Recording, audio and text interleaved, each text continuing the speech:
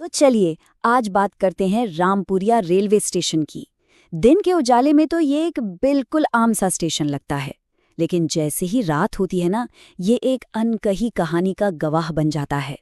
आज हम उसी खामोशी के पीछे छिपे हुए राज को जानने की कोशिश करेंगे। वहीं के एक रेलवे कर्मचारी सुरेश कहते हैं कि ये एक ऐसी जगह है जो सूरज ढलते ही पूरी तरह बदल जाती है।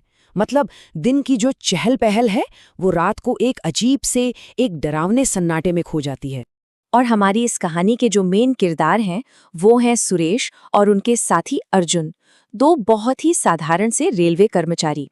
लेकिन देखिए, उनके लिए ना सूरज का ढलना सिर्फ दिन के खत्म होने का सिग्नल नहीं था, बल्कि ये एक ऐसे अनजाने डर की शुरुआत थी, एक ऐसी बेचैनी जो वहां की हवा में ही घुल जाती थी। अच्छा, तो ये सारा खौफ शुरू कैसे हुआ? बस एक एहसास से। अर्जुन को ना अक्सर ऐसा लगता था कि जैसे प्लेटफॉर्म के किसी अंधेरे कोने से कोई उसे घूर रहा है। और ये कोई वहम नहीं था, ये एक भारी चुभती हुई नजर थी जिसका कोई चेहरा ही नहीं था। और फिर एक रात वो अनजाना सा एहसास एक शक्ल में बदल गया। पटरियों के उस पार घने कोहरे के बीच से एक लाल रंग की परछाई उभरने लगी। जो चीज पहले आंखों का धोखा लग रही थी, वो बहुत जल्द एक भयानक सच्चाई बन गई कि वो लोग वहां पर अकेले नहीं थे। ये पहली बार था जब उन्होंने उसे बिल्कुल साफ साफ देखा। एक औरत लाल साड़ी में लिपटी हुई, पर उसमें कुछ भी नॉर्मल नहीं था। सोचिए, हवा काफी तेज चल रही थी, फिर भी उसके बाल बिना हिले डुले बस लटक रहे थे। ऐसा लग रहा था मानो वो इस दुनिया के किसी भी नियम से बिल्कुल परे हो। और फिर आती हैं उसकी आंखें, शायद उसकी पहचान का सबसे खौफनाक हिस्सा। वो गहरी लाल थीं, बिल्कुल जलते हुए अंगारों जैसी, जो अंधेरे में भी बस घूरती रहती थीं और देखने वाले की रूह तक कंपा देती थीं। तो ये पहली मुलाकात वाकई में बहुत भयानक थी। वो बिना कोई आवाज किए उनकी तरफ बढ़ी। उसके चेहरे पर एक ऐसी मुस्कान थी जिसे देखकर किसी का भी खून जम जाए। और फिर पलक झपकते ही वो वापस उसी कोहरे में कहीं गायब हो गई।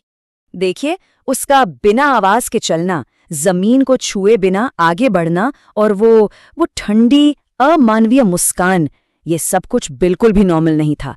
सब कुछ कुदरत के नियमों के बिल्कुल खिलाफ था। अब एक बात तो साफ हो चुकी थी, वो कोई इंसान तो बिल्कुल नहीं थी। पहली रात की इस घटना ने सुरेश और अर्जुन की नींद तो उड़ाई दी थी, लेकिन वो साया सिर्फ दूर से दिखने पर राजी नहीं था।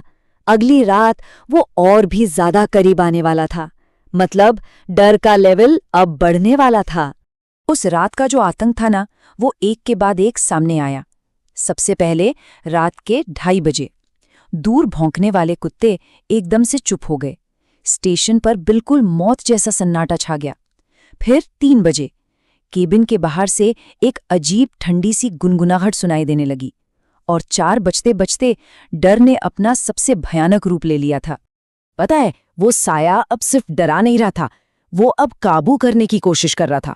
उसने अर्जुन को अपनी तरफ खींचना शुरू कर दिया, जैसे उसे अपने वश में करना चाहता हो। मतलब उसकी ताकत सिर्फ डराने तक ही सीमित नहीं थी। और फिर रात के 4 बजे उसने अपना असली चेहरा दिखाया।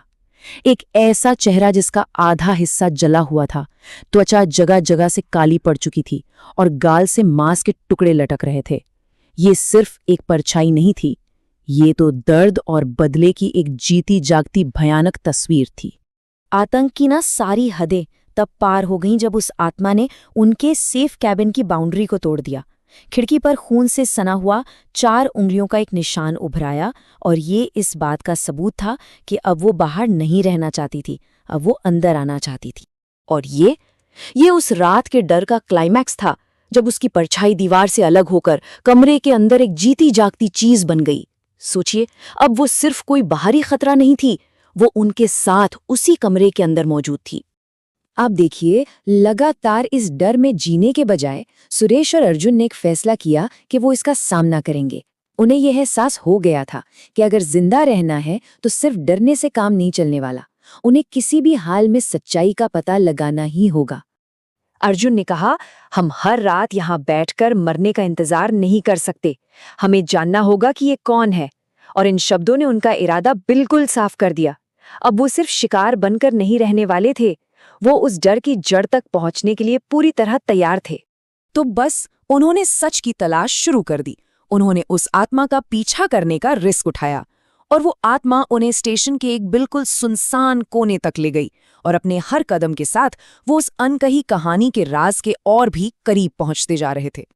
और यहीं पर सबसे बड़ी और सबसे जरूरी बात सामने आई। पता चला कि वो आत्मा कोई शैतान नहीं, बल्कि वो खुद एक शिकार थी। उसकी आंखों से गिरते खून के आंसू और अपनी ही कब्र की तरफ उसका इशारा दरअसल न्याय के लिए उसकी एक खामोश पुकार थी। उस एक पल में डर की जगह हमदर्दी ने ले ली। सुरेश ने चिल्लाकर उस आत्मा से वादा किया, तुम जो भी हो, हम तुम्हारी कहानी सबको बताएंगे, तुम्हारा राज अब दबा नहीं रहेगा। और बस इसी भरोसे के साथ वो आत्मा शांत होकर हवा में गायब हो गई। ऐसा लगा मानो उसे आखिरकार मुक्ति मिल गई हो। तो उस आत्मा को तो शायद शांति मिल गई, लेकिन कहानी अभी खत्म नहीं हुई थी। अब सुरेश और अर्जुन को एक बिल्कुल नई सच्चाई का सामना करना था, और वो थी दुनिया की बेरुखी का। जब उन्होंने स्टेशन मास्टर को ये सब बताया तो उनका रिएक्शन बहुत ही निराशाजनक था। उन्होंने कहा, ये कहानी तो पहले भी सुनी है, कोई सबूत नहीं है, बस अपनी ड्यूटी करो और ये सब भूल जाओ। मतलब बिना किसी सबूत के कोई भी उनकी बात मानने को तैयार नहीं था। सुरेश और अर्जुन उस सच के अकेले गवाह बनकर रह गए। तो आखिर में हुआ ये कि सीधा खतरा भले ही टल गया था, लेकिन वो जगह हमेशा हमेशा के लिए उस दर्दनाक हादसे से जुड़ गई है। उस औरत का दर्द और उसका खौफ अब उस स्टेशन की हवा का एक हिस्सा बन चुका है। तो सवाल अब ये उठता है कि अगर कोई कभी उस रामपुरिया स्टेशन के प्लेटफॉर्म से गुजरे और हवा में अचानक लाल रंग की एक हल्की सी झलक दिखाई दे, तो उसे क्या करना चाहिए? सुरेश की आखिरी चेतावनी यही है कि पलटकर मत देखना, क्योंकि क्या पता शायद वो औरत आपको ही देख रही हो। कुछ कहानियां शायद कभी खत्म नहीं होती और कुछ आत्माएं हमेशा न्याय का इंतजार करती रहती हैं।